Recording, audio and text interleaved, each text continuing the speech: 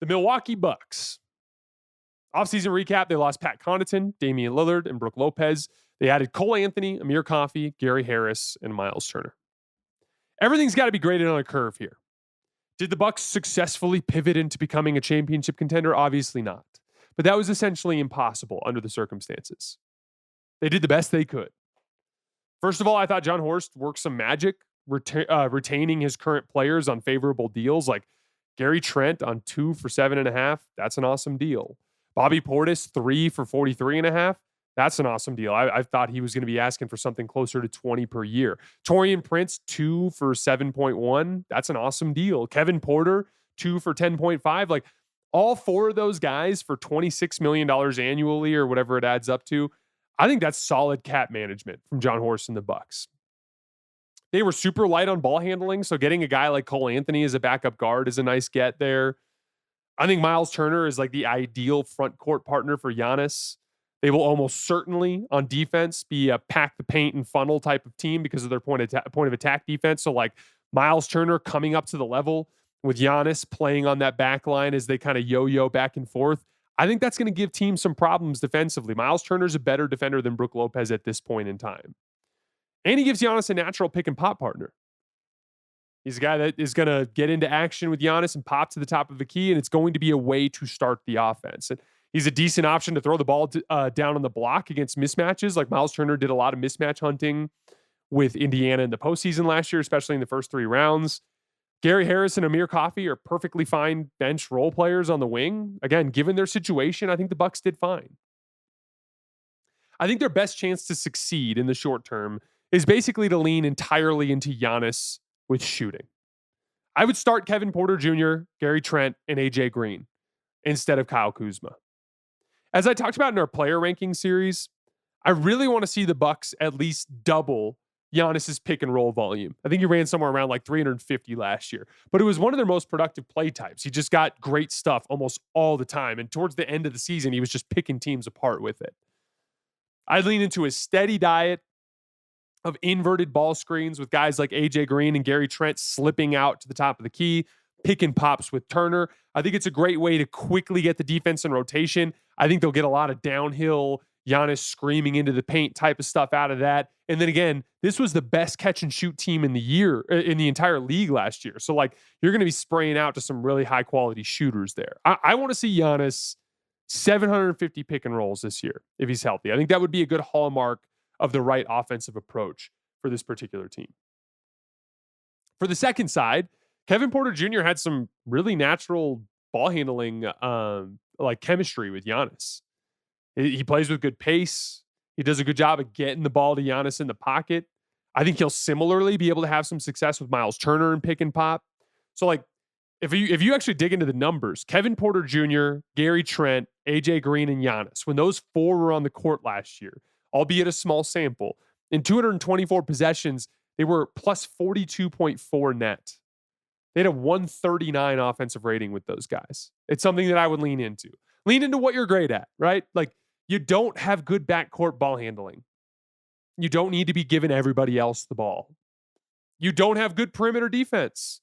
So lean into protecting the rim.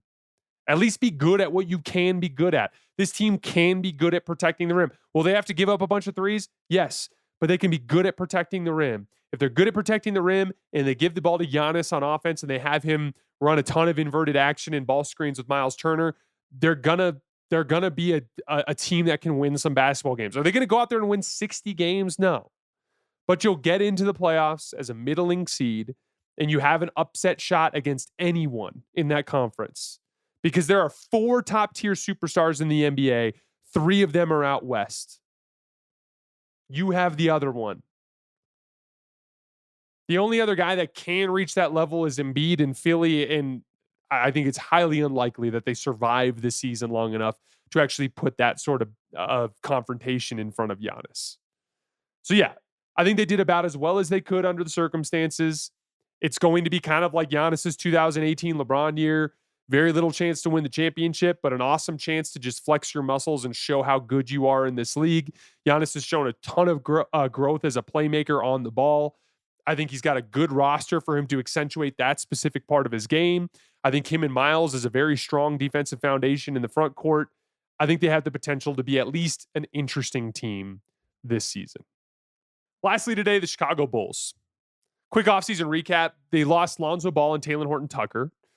They added Noah Senge in the lottery, basically a super raw, a high upside wing type of prospect. Isaac Okoro is basically a DN3 wing. You Bulls fans have had plenty of experience with that type of player over the years.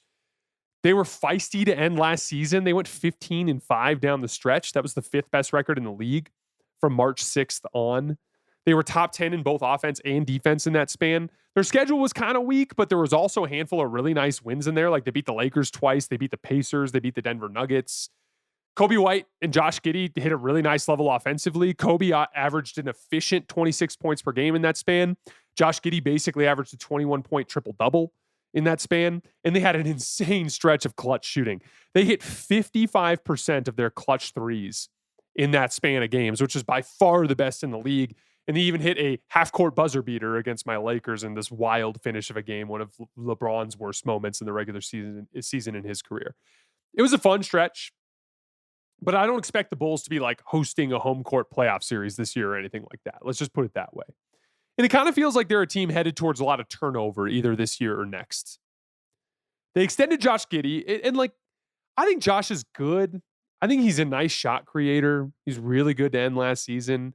But I think he's basically incapable of being good enough at what he does to build your team around. Like his primary trait is shot creation. And I just don't think he's nearly as good at it as the best players in the league. And so it's tough. There's a place in the league for guys like this, but I just, if he's on your team and he's making 25+ million, I just think that handcuffs you to a certain extent. They have Patrick Williams locked up. Modest Buzelis is an exciting and talented young player. We'll see what Noah Senge is, but basically everyone else is an expiring contract.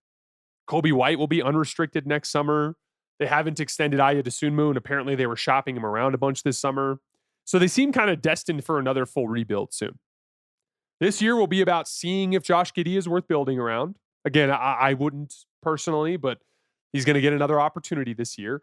We're going to see what ceilings guys like Modest and Noah are actually headed towards, what they're trending towards at this point. And we're going to see what you can get by trading some of these expirings. There are a lot of guys in that lineup, whether it's Aya Dosunmu or it's Kevin Huerter or it's Nikola Vucevic or any of these guys. There are going to be guys in there that I think teams are going to make calls on throughout the season to anchor their lineups as they attempt to make a run at the championship. And those are vehicles with which to give yourself more runs at the draft to try to find who your foundational stars are.